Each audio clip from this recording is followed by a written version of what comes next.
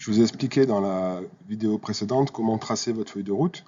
Mais si vous voulez aller plus loin, il y a des éléments qui sont anticipables que vous pouvez déjà détecter dans la préparation de votre saison. Et ces éléments qui sont anticipables, vous pouvez les utiliser pour ajuster les résultats, les attentes dans chaque période.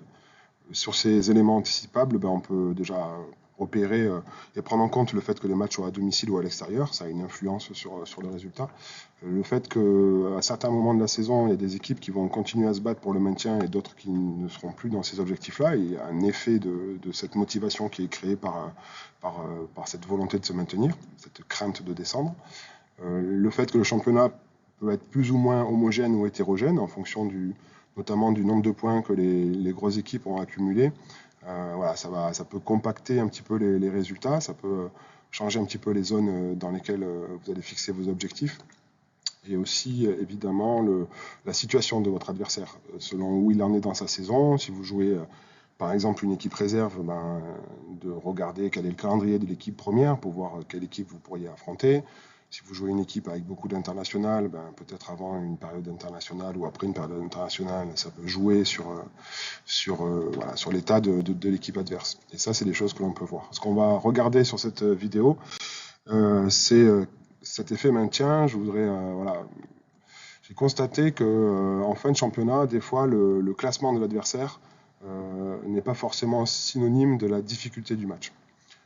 Quand il y a une équipe qui est encore dans la crainte de descendre, une équipe qui est en bas de classement, vous allez avoir une motivation très élevée chez les joueuses pour réussir ce maintien.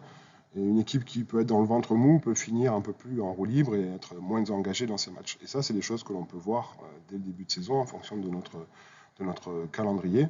C'est ce qu'on appelle le fameux mathématiquement c'est fait ou c'est pas fait. Tant que c'est pas fait, il peut y avoir plus de motivation et il peut y en avoir moins quand c'est fait.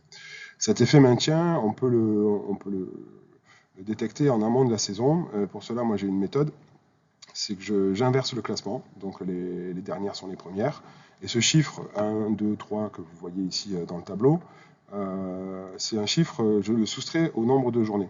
Par exemple, selon moi, et selon ce que j'en ai constaté de mon expérience, jusqu'à la 20e journée, l'avant-dernier n'est pas assuré mathématiquement de se maintenir. Et donc, il peut y avoir un effet maintien plus fort. Et donc, voilà, on peut remonter le classement et on peut savoir, selon à peu près là où l'équipe va finir, si elle sera dans ces dispositions-là au moment où on le jouera. Exemple, à la 19e journée, je me déplace chez le 10e.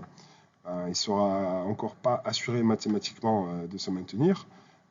Ça sera peut-être plus difficile que de jouer contre le 8e, à la 19e journée, qui lui sera assuré mathématiquement de se maintenir. Et ça, voilà, c'est un peu trompeur des fois dans vos préparations. Et voilà, c'est pas une science absolue, c'est quelque chose que j'ai constaté et que j'ai repéré. Et ça marche assez bien, souvent à une journée près.